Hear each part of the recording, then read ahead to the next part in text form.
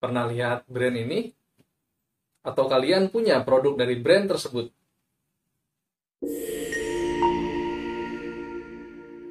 Mungkin sebagian besar konsumen akan membeli barang-barang brand tersebut karena tampilannya yang cantik, elegan, lucu, dan berkelas. Sebagai alasan pada saat membeli barang-barang brand Elizabeth untuk pertama kalinya. Tapi seiring dengan masa penggunaan dari produk yang Anda beli dengan merek tersebut, saya yakin Anda akan kembali ke toko Elizabeth bukan karena keempat faktor tadi, tapi juga karena kualitas. Tidak ada perjanjian kerjasama antara saya dan brand Elizabeth dalam pembuatan video ini. Video ini murni saya buat salah satunya berdasarkan pengalaman saya pribadi dalam menggunakan produk dari brand tersebut, dan karena saya baru tahu kalau Elizabeth adalah brand lokal asal Indonesia. Fakta terakhir ini cukup mengejutkan saya karena selama kurang lebih 7 tahun menjadi pengguna produk brand Elizabeth, saya baru tahu kalau ternyata Elizabeth adalah brand lokal asal Bandung, Jawa Barat, yang sudah bergerak di industri fashion sejak tahun 1963. Artinya hingga video ini dibuat pada tahun 2022, Elizabeth sudah menelan asam garam dunia fashion selama kurang lebih 59 tahun.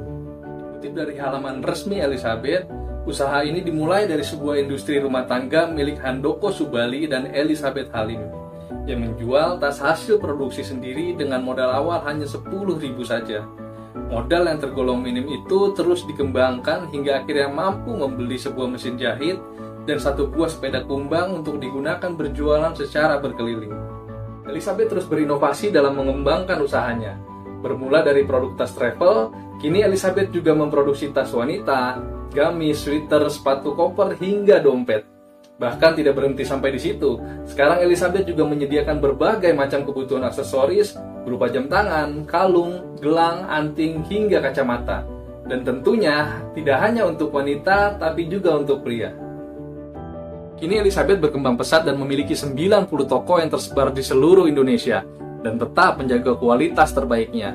Inovasi terus digerakkan dengan membangun website sebagai toko online dan aktif berniaga di berbagai platform e-commerce untuk menjangkau konsumen secara luas. Selain itu, Elizabeth juga membentuk lebih banyak merek untuk konsumen segmen yang berbeda. Ada MCO oleh Elizabeth yang banyak memproduksi dompet wanita, lalu ada Lorica oleh Elizabeth yang memproduksi tas wanita, dan Delco yang lebih banyak memproduksi tas untuk pria. Dari Elizabeth kita bisa melihat bagaimana sebuah kesuksesan yang diraihnya tidak hanya dibangun dalam satu malam. Dan berinovasi menjadi salah satu kunci keberhasilan Elizabeth hingga mampu bersaing dengan berbagai merek fashion negara lain. Darinya, kita belajar itu.